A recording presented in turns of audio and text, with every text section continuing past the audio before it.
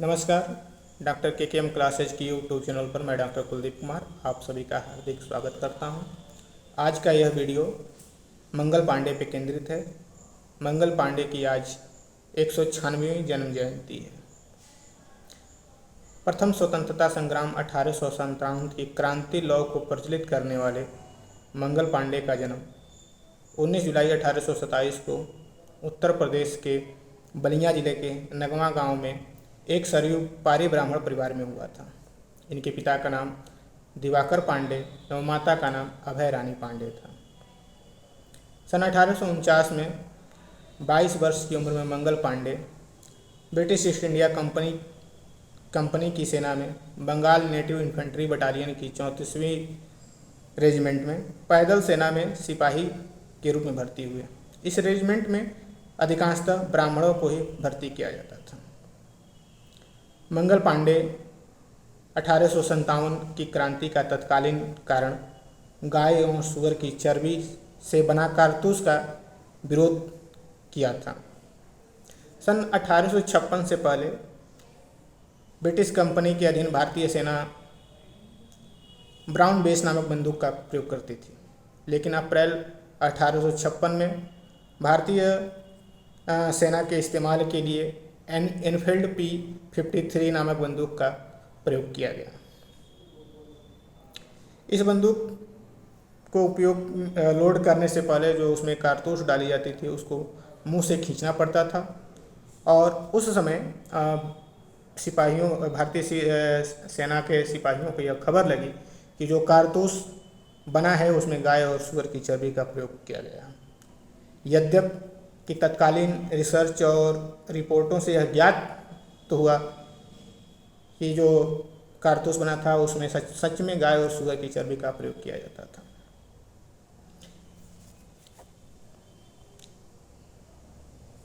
इस वजह से गाय और सुअर की चर्बी की सूचना की वजह से हिंदू और मुस्लिम दोनों वर्गों की धार्मिक भावनाएं आहत हुई।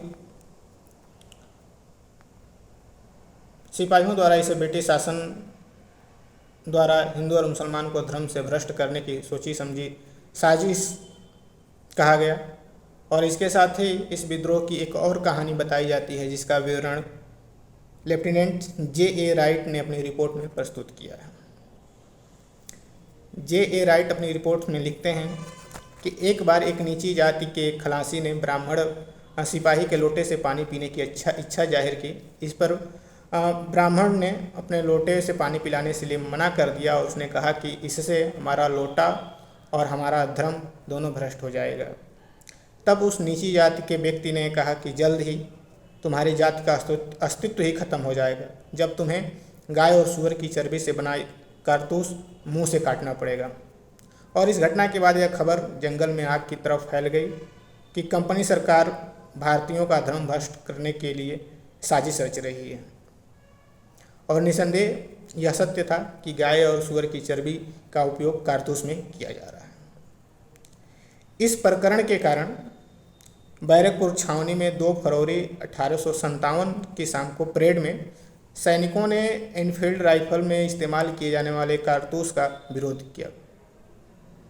मंगल पांडे ने गाय और सुअर की चर्बी से बना कारतूस का विरोध करते हुए अन्य भारतीय सिपाहियों को भी ब्रिटिश कंपनी शासन का विरोध करने के लिए तैयार कर लिया था। मंगल पांडे ने मारो फिरंगियों का नारा दिया, और अंग्रेजों के वफादार सैनिकों ने इस प्रकरण की सूचना ब्रिटिश अधिकारियों को दे दी। बैरकपुर छावनी में 29 मार्च 1857 की शाम 5:10 पर जब ब्रिटिश रेजिमेंट के सामने मंगल पांडे ने बगावत कर कारतूस का इस्तेमाल करने से मना कर दिया, तब परेड के ग्राउंड पर लेफ्टिनेंट B.H. बो पहुँचे। मंगल पांडे ने उसे देखते ही गोली चला दी। गोली घोड़े के पैर में लगी और बो ने भी अपना बचाव करते हुए मंगल पांडे पे गोली चलाई, लेकिन निशाना चूक गया। बो की सहायता के लिए सार्जेंट मेजर ह्यूसन भी आ गया। ह्यूसन और बो ने अपनी तलवार से मंगल पांडे पर प्रहार किया।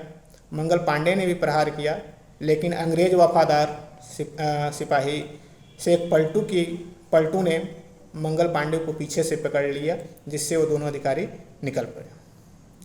इस घटना की सूचना मिलने के बाद 34वीं नेटिव इन्फेंट्री की कमांडिंग अफसर कर्नल S.G. बेलर ने घटना स्थल पर पहुंचकर मंगल पांडे को गिरफ्तार करने का आदेश जारी किया, लेकिन सैनिकों ने मंगल पांडे को गिरफ्तार करने से इनकार कर दिया। मेजर जनरल हियर्से ने भी पहुंचकर अपनी पिस्तौल को लहराते हुए कहा कि मेरे आदेश पर अगर किसी भी सैनिक ने मार्च नहीं किया तो मैं उसके पैर में गोली मार दूंगा। यह सुनकर सैनिक मंगल पांडे की ओर बढ़े। तभी मंगल पांडे ने अपनी बंदूक की नली को अपने सीने की ओर करके पैर की उंगली से बंदूक का घोड़ा दबा दिया, लेकिन गोली मंगल पांडे को घायल करके निकल गई। मंगल पांडे को घायल अवस्था में ब्रिटिश अधिकारियों ने गिरफ्तार कर लिया। मंगल पांडे पर ब्रिटिश सैन्य अदालत में मुकदमा चलाया गया, लेकिन फैसला आने से पहले ही अंग्रेज अपने वफादार सिपाही शेख पलटू का प्रमोशन कर दिए। सैन्य अदालत में मंगल पांडे ने यह स्वीकार किया कि इस मामले में, इस घटना में उनका कोई साथी नहीं है, और ब्रिटिश अधिकारियों ने सिपाही नंबर 1486 मंगल पांडे को मौत की सज़ा सुनाई और 18 अप्रैल 1857 को फांसी की तारीख तय की। लेकिन ब्रिटिश शासन को डर था कि तब तक यह बगावत पूरे भारत में न फैल जाए, इसलिए तय सीमा से 10 दिन पूर्व ही 8 अप्रैल 1857 को प्रातः 5:30 पर उनके साथी सैनिकों के सामने 30 वर्ष की उम्र में मंगल पांडे को फांसी दे दी गई। मंगल पांडे के शहीद होने के साथ ही भारत में क्रांति की ज्वाला भड़क उठी। अंग्रेजों का दांव उल्टा पड़ गया। मंगल पांडे को फांसी की सूचना पाते ही अन्य सैनिक छावनियों में सैनिकों ने बगावत कर दिया। 20 अप्रैल 1857 को हिमाचल प्रदेश के कसौली में सिपाहियों ने पुलिस चौकी में आग लगा दी। 3 मई 1857 को मेरठ में भारतीय घुड़सवार सैनिकों ने विद्रोह कर दिया। 10 मई 1857 मेरठ के विद्रोह से यह चिंगारी पश्चिमी उत्तर प्रदेश के साथ साथ भारत के अन्य क्षेत्रों में फैल गई। 30 मई 1857 को लखनऊ समेत चिन्हट, इस्माइलगंज समेत अन्य क्षेत्रों में किसानों, मजदूरों और सैनिकों ने मिलकर ब्रिटिश शासन के खिलाफ विद्रोह किया, और इस तरह से मंगल पांडे की शहादत के साथ ही 1857 की क्रांति के रूप में भारत का प्रथम स्वतंत्रता संग्राम प्रारंभ हो गया। मंगल पांडे के विद्रोह की सामूहिक सजा के रूप में 34वीं रेजिमेंट को अप्रैल 1857 में भंग कर दिया गया। तब निकाले गए सभी सैनिकों ने परेड ग्राउंड से निकलने से पूर्व अपनी टोपियों को जमीन पर फेंक कर पैरों से कुचल दिया था। मंगल पांडे ने जिस स्थान पर ब्रिटिश अधिकारियों पर गोलीबारी की, बाद में उन्हें फांसी दे दी गई। आज उस स्थान को शहीद मंगल पांडे महाउद्यान कहा जाता है। मंगल पांडे का नाम इतिहास में स्वर्ण अक्षरों में दर्ज है। उनका व्यक्तित्व हमेशा नौजवान को शौर्य एवं पराक्रम के लिए प्रेरणा स्रोत बना रहेगा। भारत सरकार ने 1984 में अमर शहीद मंगल पांडे की स्मृति में एक डाक टिकट भी जारी किया। आज मंगल पांडे की जन्म जयंती है। आज जन्म जयंती के अवसर पे मंगल पांडे के चरणों में कोटि कोटि नमन। भारत माता की जय।